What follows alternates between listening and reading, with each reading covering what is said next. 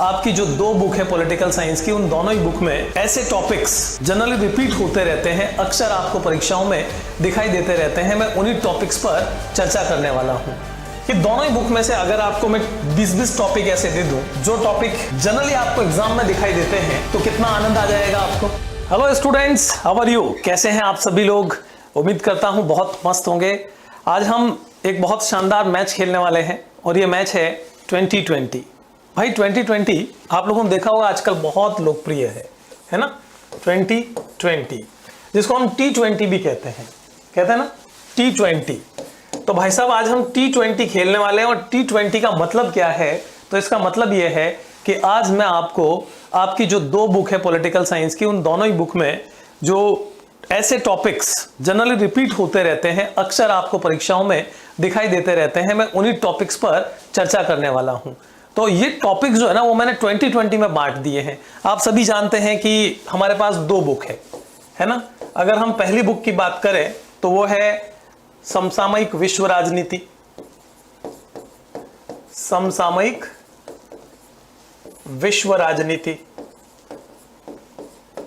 समसामयिक विश्व राजनीति। और दूसरी बुक जो है वो है स्वतंत्र भारत में राजनीति, वो है स्वतंत्र भारत में राजनीति। अब आप ये देखिए कि दोनों ही बुक में से अगर आपको मैं 20-20 टॉपिक ऐसे दे दूं जो टॉपिक जनरली आपको एग्जाम में दिखाई देते हैं, तो कितना आनंद आ जाएगा आपको। आएगा नहीं आएगा? निश्चित रूप से आपको आनंद आ जाएगा अगर ये टॉपिक्स में आपको जो है वो ये बता दूं कि जनरली एग्जाम में यही वो टॉपिक है जो आपको रिपीट होते हुए दिखाई देते हैं। तो स्टूडेंट्स तैयार हो जाइए उन टॉपिक्स को देखने के लिए। और ये है आपके सामने वो टॉपिक्स जिन पर मैं चर्चा करने वाला हूं।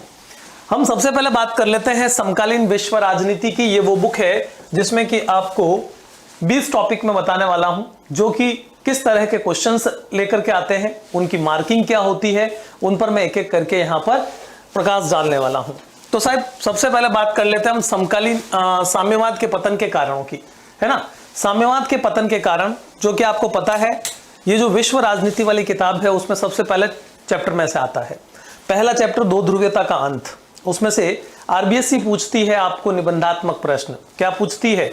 निबंधात्मक प्रश्न। तो दो ऐसे टॉपिक हैं जो कि आपको निबंधात्मक प्रश्नों के रूप में जनरली दिखाई देते रहते हैं। पहला टॉपिक है साम्यवाद के पतन के कारण और दूसरा टॉपिक है शॉक थेरेपी के परिणाम, है ना। ये दोनों ही बहुत इंटरेस्टिंग टॉपिक है, बहुत अच्छे टॉपिक है जिन पर आपको एग्जाम में निबंधात्मक प्रश्न दिखाई दे सकते हैं और 4-4 नंबर का निबंधात्मक क्वेश्चन आता है।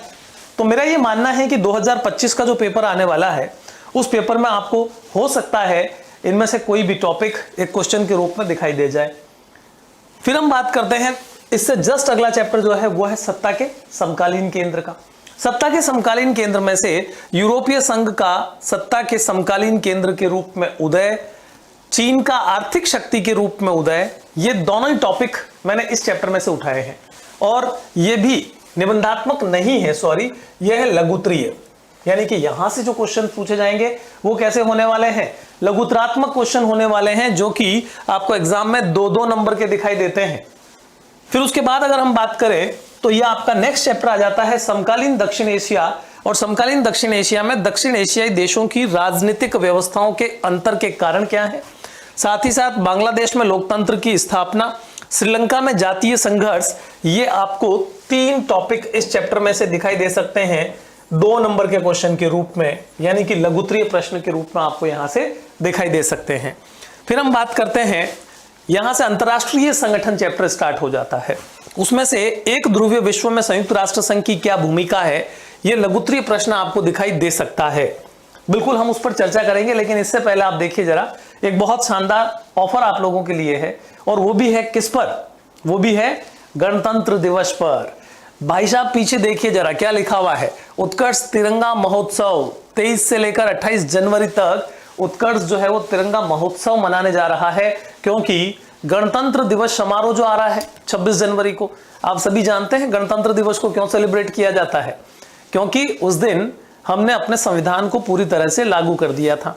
भारत का संविधान जो कि लगभग 2 वर्ष 11 माह 18 दिन में बनकर तैयार हुआ था, संविधान सभा जिसने अपनी पहली बैठक 9 दिसंबर 1946 को आयोजित की थी, उस संविधान सभा ने 24 जनवरी 1950 को संविधान पर हस्ताक्षर करके संविधान को 26 जनवरी 1950 को लागू कर दिया गया था और तब से हम भारत का गणतंत्र दिवस मनाते हैं। तो ये गणतंत्र दिवस के उपलक्ष्य में आप लोगों के लिए एक शानदार ऑफर आया हुआ है और ऑफर क्या है? ऑफर आपके लिए है अप टू 90% डिस्काउंट। तो अप टू 90% डिस्काउंट जो है ना, वो आपके 11वीं और 12वीं के सभी ऑनलाइन ट्यूशन कोर्सेज पर उपलब्ध हैं। तो आप लोगों को इसका लाभ उठाना चाहिए, किसी भी कीमत पर चूकना नहीं है। तो मैं बता रहा था आपको कि अंतर्राष्ट्रीय संगठन जो चैप्टर है उसमें से आपको लघुत्तरीय प्रश्न के रूप में संयुक्त राष्ट्र संघ की भूमिका का मूल्यांकन दिखाई दे सकता है एक ध्रुवीय विश्व में, और यह है वो उसका भूमिका का मूल्यांकन है ना। यूएनओ जो है, संयुक्त राष्ट्र संघ जो है, जब से दुनिया के अंदर एक ध्रुवीय विश्व व्यवस्था का जन्म हुआ है, आई मीन आफ्टर 1991, जब 2 ध्रुवीयता का अंत होता है और जब से अमेरिकी वर्चस्व का युग प्रारंभ होता है, उसके बाद क्या जो संयुक्त राष्ट्र संघ है वो अपनी भूमिका को ठीक ढंग से निभा पा रहा है, उस पर क्वेश्चन मार्क लग जाता है। कुछ कहेंगे हाँ और कुछ कहेंगे ना, तो आपको मूल्यांकन करते हुए वही हाँ और ना को लिखना है। ठीक इसी तरह से इसी चैप्टर में से एक क्वेश्चन आपको लघुत्तरीय के रूप में पूछा जा सकता है, और वो क्या है? वो है संयुक्त राष्ट्र संघ में भारत की स्थायी सदस्यता के पक्ष में तर्क दीजिए। भाई देखिए, आज वर्तमान समय में भारत जो है वो संयुक्त राष्ट्र संघ का स्थायी सदस्य बनने के लिए सबसे आगे बैठा है। वैसे बहुत सारे देश हैं जो कि इस कतार में बैठे हैं, जिनमें हम दक्षिण अफ्रीका की बात कर सकते हैं, ब्राजील की बात कर सकते हैं, लेकिन भारत इन सबसे आगे है और भारत के पक्ष में लगभग सभी देश हैं। हालांकि चीन एक ऐसा देश है जो कि संयुक्त राष्ट्र संघ की सुरक्षा परिषद में स्थायी सदस्य है और हमेशा भारत के अगेंस्ट रहा है। तो उसकी इसी नीति के कारण भारत को सुरक्षा परिषद का स्थायी सदस्य बनने में कई दिक्कतें आई है। बट क्या अब भारत सुरक्षा परिषद का स्थायी सदस्य बन जाएगा? ये तो वक्त बताएगा, लेकिन यहां पर आपको वो पक्ष में तर्क देने हैं जिससे कि भारत संयुक्त राष्ट्र संघ का स्थायी सदस्य बन सकता है ना। कौन कौन सी बातें भारत को संयुक्त राष्ट्र संघ का स्थायी सदस्य बनाती है। फिर उसके बाद देखिए, एक दीर्घ उत्तरीय प्रश्न भी इसी चैप्टर में से आएगा और वो 3 नंबर का आएगा। आप देख सकते हैं, संयुक्त राष्ट्र संघ में सुधार की मांग लंबे समय से की जा रही है। भाई साहब, संयुक्त राष्ट्र संघ जो है वो एक अंतरराष्ट्रीय संगठन है, 193 इसके सदस्य देश हैं, लेकिन फिर भी सुरक्षा परिषद में केवल 5 स्थायी सदस्य हैं और 10 अस्थायी सदस्य हैं। इसके अलावा उसके जो काम है, उसके कार्यों को लेकर के और उसका जो संगठनात्मक ढांचा है उसको लेकर के, फिर साथ ही साथ उसमें जो बजट सभी राष्ट्रों की तरफ से आता है उसको लेकर के अलग अलग राष्ट्र अलग अलग मांग कर रहे हैं। तो संयुक्त राष्ट्र संघ में जो सुधार की मांग उठ रही है वो किन कारणों से उठ रही है, इस पर आपका क्वेश्चन बनता है। और फिर प्रश्न बनता है सुरक्षा परिषद की सुरक्षा की पारंपरिक धारणा। यह है समकालीन विश्व में सुरक्षा चैप्टर। लघुत्तरीय प्रश्न यहां से बन सकता है आपका, और सुरक्षा के पारंपरिक तरीके कौन से हैं, इस पर भी लघुत्तरीय प्रश्न बन सकता है 2 नंबर का। खतरे के नए स्रोत कौन से हैं, यह भी इसी चैप्टर का क्वेश्चन है।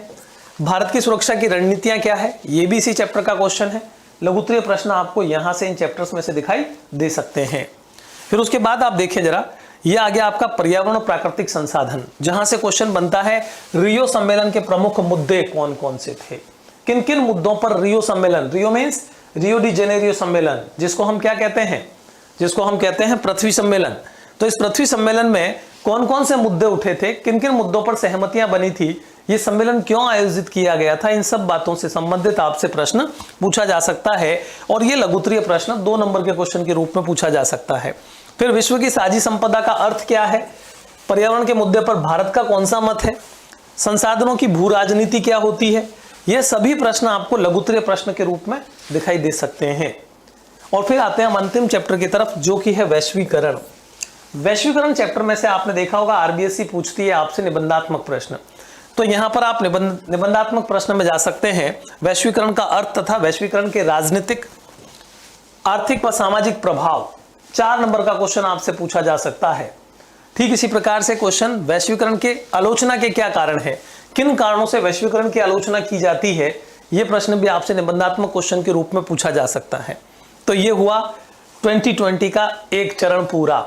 एक टीम खेल चुकी है, अब दूसरी टीम खेलने के लिए आ रही है, और दूसरी टीम कौन सी है, यानी कि दूसरी बुक है, और वो है साहब स्वतंत्र भारत में राजनीति।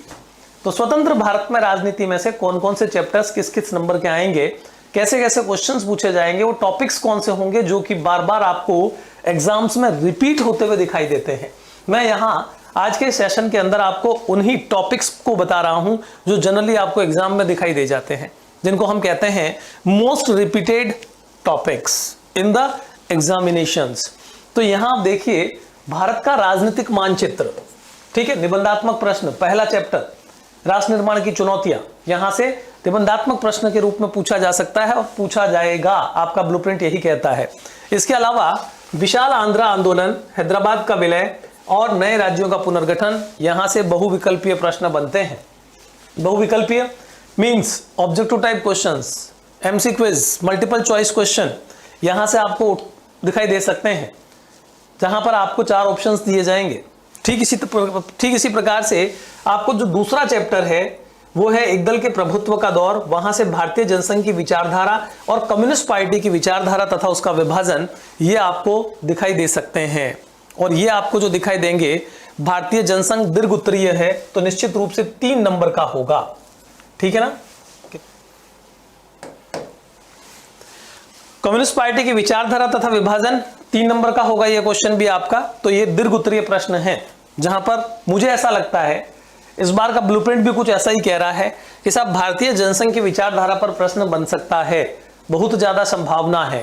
ठीक इसी प्रकार से आपको चांस रहेंगे कम्युनिस्ट पार्टी की विचारधारा, उसका विभाजन कैसे हुआ, इस पर भी क्वेश्चन पूछा जा सकता है।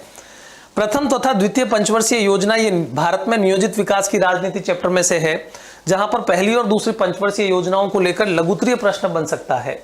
पहली पंचवर्षीय योजना का काल, पहली पंचवर्षीय योजना में किसको मुख्य लक्ष्य रखा गया था विकास का, और उसके बाद वो योजना कैसे आगे बढ़ी, क्या क्या किया गया उस योजना के दौरान।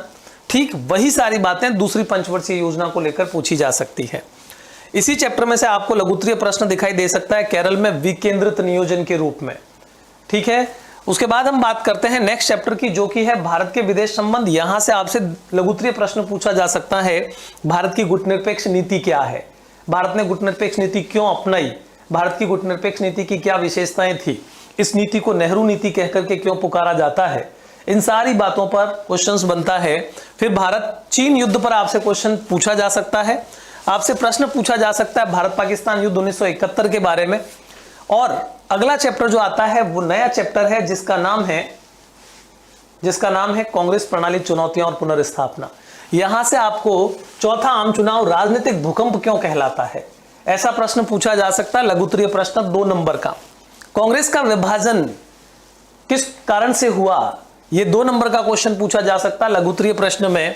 और उसके बाद फिर आता है लोकतांत्रिक व्यवस्था का संकट चैप्टर, और इस चैप्टर में से पूछा जा सकता है 1975 का आंतरिक आपातकाल का आर्थिक परिदृश्य क्या था, किन घटनाओं ने महत्वपूर्ण भूमिका निभाई थी आर्थिक रूप से, जिससे कि आपातकाल को उद्घोषित करना पड़ा था, और जो आपातकाल उद्घोषित हुआ था उसके परिणाम क्या निकले। ये आपको दीर्घोत्तरीय प्रश्न के रूप में 3-3 नंबर के क्वेश्चंस के रूप में पूछे जा सकते हैं। जम्मू कश्मीर में अनुच्छेद 370 की समाप्ति, ये क्षेत्रीय आकांक्षाएं चैप्टर में से क्वेश्चन बनता है, और ये आपसे 2 नंबर का। इस बार मुझे ऐसा लगता है कि प्रश्न पूछा जा सकता है। कारण बता दूं मैं आपको, रिसेंट है 2019 के अंदर जम्मू कश्मीर के अंदर अनुच्छेद 370 को समाप्त किया गया। इस बार का जो 2024-25 का एडिशन है आपका बुक का, उसमें इसको विशेष रूप से जोड़कर बताया गया है। तो मुझे ऐसा लगता है कि प्रश्न बनने की संभावना बनती है। पंजाब में हिंसा और ऑपरेशन ब्लू स्टार पर क्वेश्चन पूछा जा सकता है, ये भी क्षेत्रीय आकांक्षाएं हैं।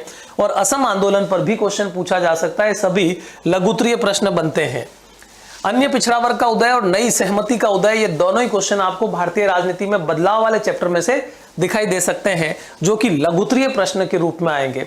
तो स्टूडेंट्स, उम्मीद करता हूं कि आज का हमारा जो T20 मैच था, यानी कि 2020 जो हमने मैच खेला था, इस मैच का आपने भरपूर आनंद उठाया होगा। कुछ ऐसे ही इंटरेस्टिंग वीडियो के साथ मैं आपसे दोबारा मिलता रहूंगा।